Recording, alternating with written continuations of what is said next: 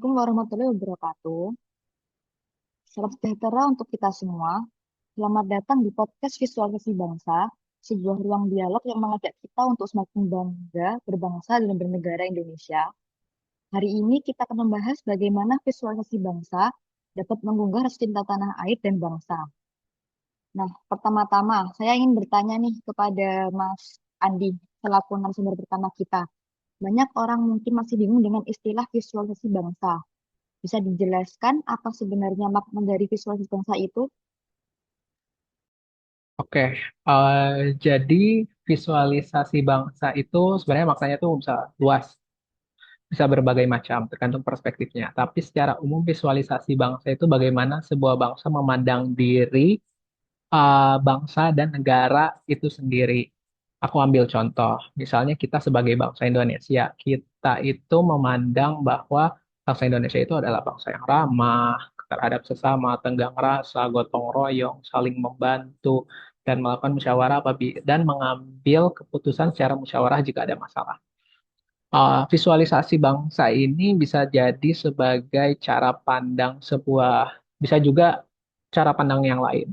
Misalnya seperti visualisasi bangsa, kita melihat bahwa bangsa Indonesia itu adalah bangsa yang besar, memiliki banyak suku, beragam budaya, dan juga termasuk aspek-aspek di dalamnya, misalnya seperti keindahan alam di Indonesia, bahkan yang sampai hal yang terkecil, misalnya seperti kuliner.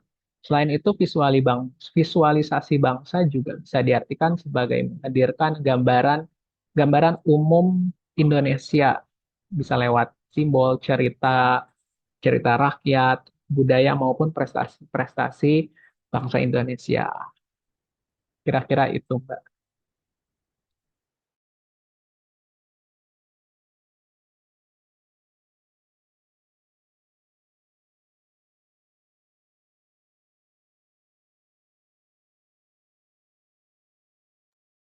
Maaf, Mbak, masih di mute.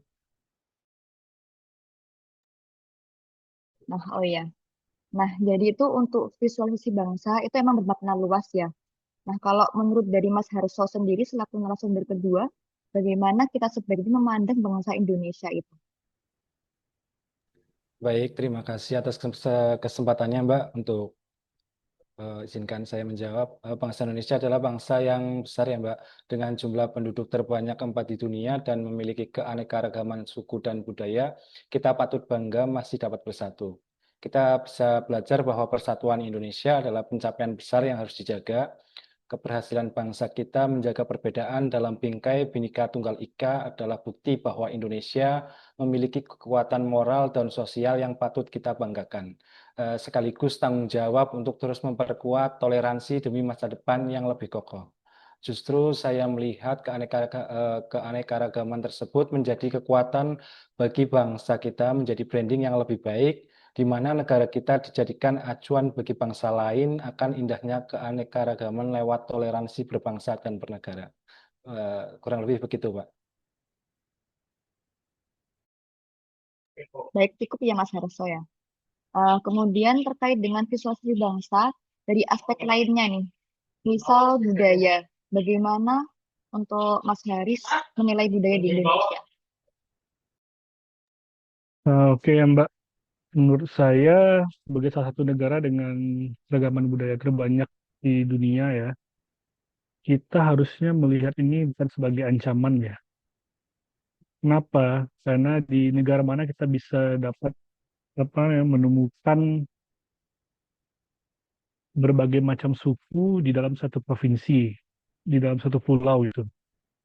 Dari banyak suku-suku tersebut, kita tidak ada memiliki kesulitan dalam komunikasi ya, karena kita menggunakan bahasa Indonesia sebagai bahasa persatuan kita gitu. Kita ini bangsa yang besar, suku beragam, tetapi tetap bisa bersatu dan bersatu karena bahasa yang kita gunakan itu bahasa Indonesia sebagai bahasa persatuan. Itu Mbak. Baik, terima kasih. Nampaknya para narasumber kami ini sangat bersemangat ya dalam menyampaikan pandangannya yang terkait dengan budaya ini. Kemudian kita lanjutkan ke penanggap berikutnya. Mungkin bisa Mas Haris kembali ya. Kenapa visualisasi bisa menumbuhkan rasa cinta tanah air? Karena yang telah dijabarkan oleh Mas Arsul juga ya, sama Mas Andi ya. Dengan sebanyak itu keberagaman yang ada, tapi kita masih bersatu. Itu kan pantas dibanggakan ya, Mbak. Nah, itulah mungkin salah satu rasa rasa cinta tanah air ya di negara kita. Gitu, Mbak. Baik, boleh. Kemudian untuk narasumber keempat kita nih, mungkin dari Mbak Eva ya. Nah, kita kan sudah berbangga dengan Indonesia. Apa apa yang menyebabkan adanya potensi etnosentrisme? Ya, baik izin yang menjawab ya Mbak. Jelas enggak dong ya. Kalau etnosentrisme itu kan terjadi karena adanya superioritas salah satu suku. Sekarang di Indonesia memangnya ada superioritas salah satu suku. Tentu tidak ada kan. Semuanya sama. Contoh kecilnya itu ya kita nih sebagai CPNS, ATR, BPN.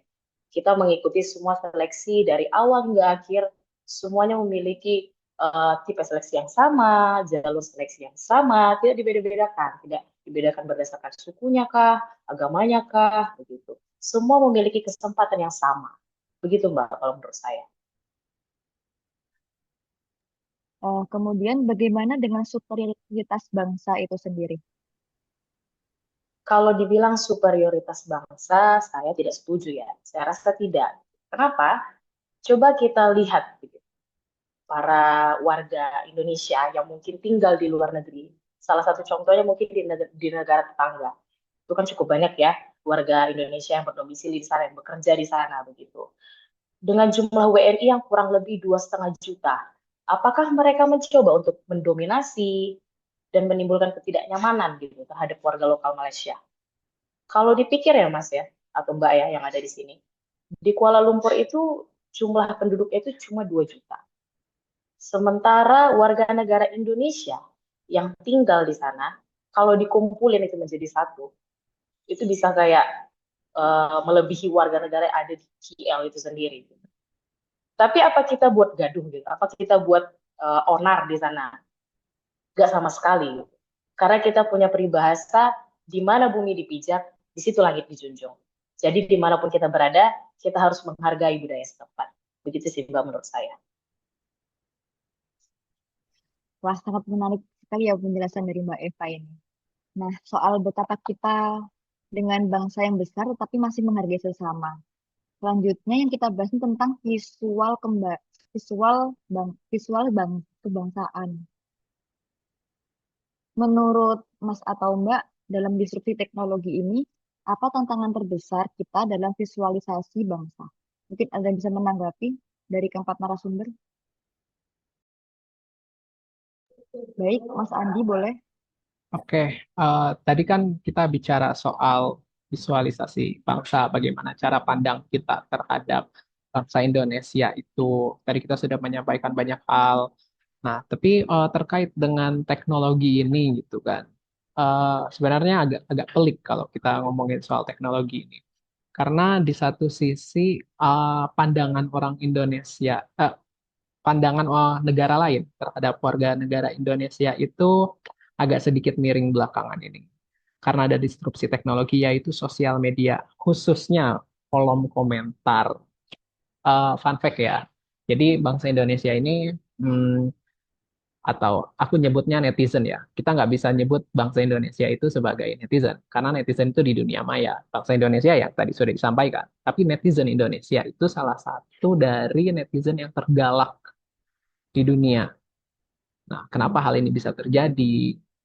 Ini akibat dari disrupsi teknologi ya, yang akibatnya kita tidak memandang lingkungan sekitar. Kalau yang tadi sudah disampaikan bahwa, yang tadi di awal saya sampaikan bahwa bangsa Indonesia itu orang yang gotong royong, ramah, saling menghargai sesama. Itu terjadi karena kita saling peduli dengan lingkungan kita, lingkungan sekitar. Nah, sedangkan dengan adanya disrupsi teknologi ini, orang-orang jadi individualistik. Aku ambil contoh sederhana, kita misalnya nongkrong di kafe gitu. Pasti ada beberapa teman kita yang dia tidak ngobrol, dia datang main handphone, asik sendiri. Nah, itu salah satu disrupsi teknologi gitu. Nah, terkait dengan visualisasi bangsa atau cara pandang bangsa.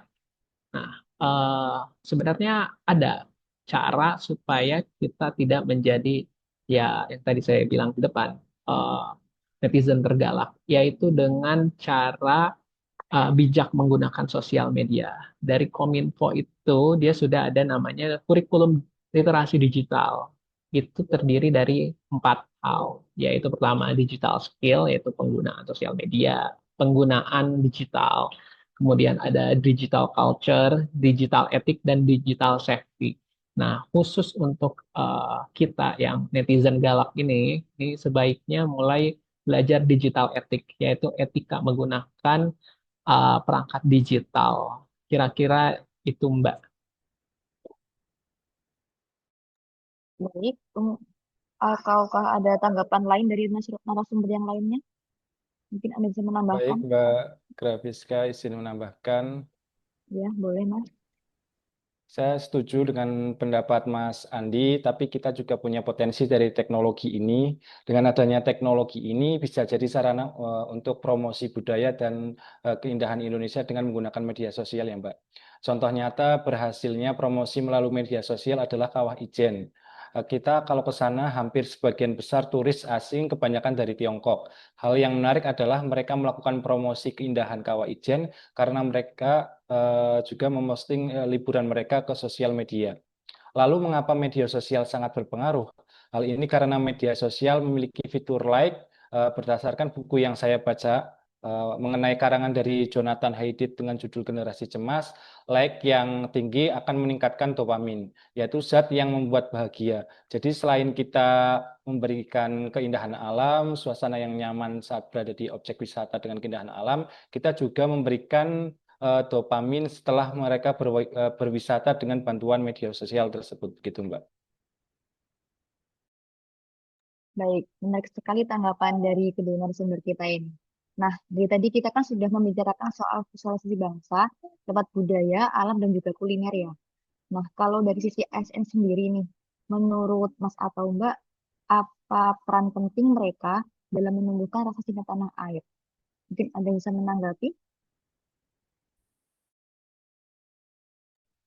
Ya, izin menanggapi, Mbak. Mau menambahkan.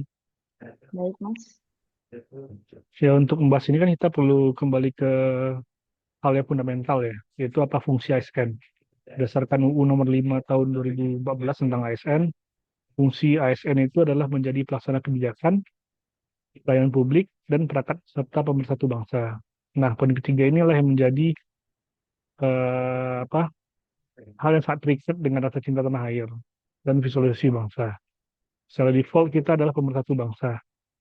Bagaimana caranya agar kita menjadi pemersatu bangsa? Jelas kita harus cinta tanah air dulu. Bagaimana caranya kita tidak cinta tanah air tetapi menjadi pelayan publik dan pelaksana kebijakan publik? Pasti didasari dengan rasa cinta terlebih dahulu. Bagaimana caranya mendapatkan rasa cinta tanah air dari visualisasi bangsa? Paling sederhananya adalah melalui podcast ini. Banyak sekali suku bangsa yang hadir dalam podcast ini, tetapi semuanya rukun.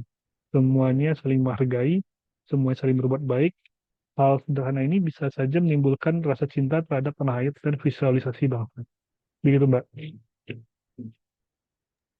Baik, luar biasa sekali ya diskusi kita pada hari ini. Mungkin yang bisa saya sampaikan untuk menutup podcast hari ini, yaitu keanekaragaman bukanlah alasan untuk perpecahan, tapi justru kekuatannya membuat kita semakin kaya. Visualisasi kebangsaan mengajarkan bahwa setiap warna, bentuk, simbol adalah cermin dari siapa kita, bangsa yang berbeda-beda, namun tetap satu. Bangsa ini berdiri kokoh bukan karena kita sama, tapi karena kita berbeda. Dengan saling menghargai, kita bisa terus melangkah maju sebagai bangsa Indonesia yang satu. Demikian podcast Ngobrolin Bangsa kita pada hari ini. Semoga podcast ini dapat menjadi pengingat kita bersama dan menjadi semangat kita dalam menjaga bangsa ini. Mohon maaf apabila ada kesalahan. Kami ucapkan terima kasih. Wassalamualaikum warahmatullahi wabarakatuh.